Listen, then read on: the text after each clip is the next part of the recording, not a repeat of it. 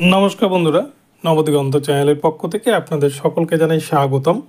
তো বন্ধুরা আজকে সকালের গুড মর্নিং জানিয়ে আমি আবার একটি নতুন আপডেট আপনাদের জন্য নিয়ে উপস্থিত হয়েছি।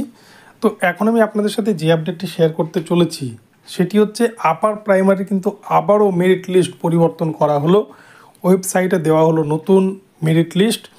তো আপার প্রাইমারি কি মেরিট লিস্ট দেওয়া হলো, কী পরিবর্তন করা হলো, কোন কোন সাবজেক্টে পরিবর্তন হলো। আমি প্রথমেই কিন্তু আপনাদের বলেছিলাম প্রভিশনাল মেরিট লিস্ট নিয়ে একটা বিতর্ক তৈরি হয়েছে।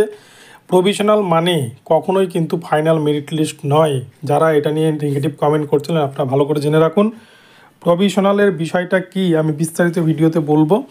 তো আপনারা সম্পূর্ণ ভিডিওটি দেখুন, তাহলে এখান থেকে অনেক বিষয় জানতে পারবেন। তো চলুন আমরা বিস্তারিত আপডেটটি এবার দেখে নিই।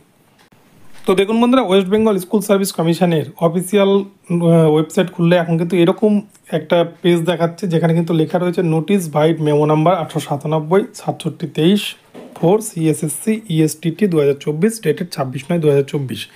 অর্থাৎ 26/9/2024 থেকে যে প্রভিশনাল মেরিট লিস্ট দিয়েছিল সেটাকে কিন্তু আবার রেকটিফাই করে পর্ষদ নতুন মেরিট লিস্ট ওয়েবসাইটে আপলোড করেছে।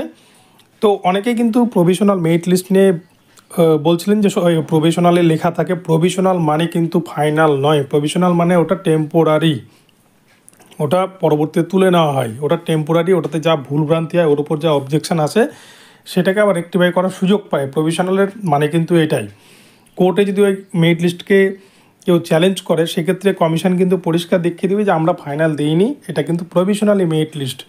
কিন্তু এখন যে মেরিট লিস্টটা দিয়েছে আপনারা দেখুন এখানে কিন্তু কোথাও প্রভিশনালি কথাটা লেখা নেই, অর্থাৎ এটা কিন্তু ফাইনাল মেরিট লিস্ট বলা যেতে পারে।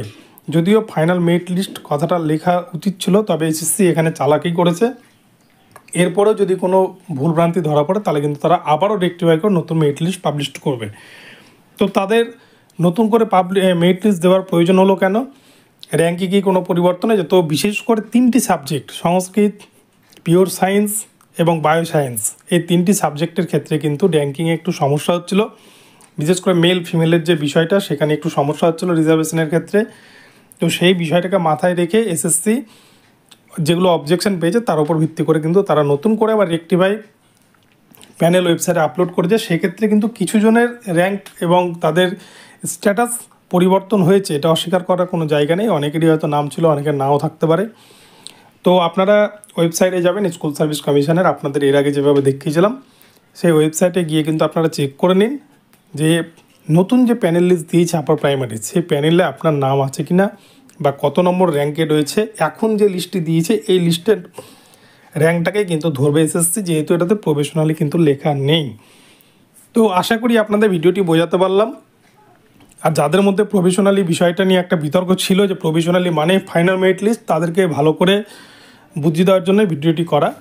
তো আশা করি আমি আপনাদেরকে বোঝাতে পারলাম। তো ভিডিওটি ভালো লাগলে চ্যানেলটিকে সাবস্ক্রাইব করে দেবেন। দেখা হচ্ছে পরবর্তী ভিডিওতে। ধন্যবাদ।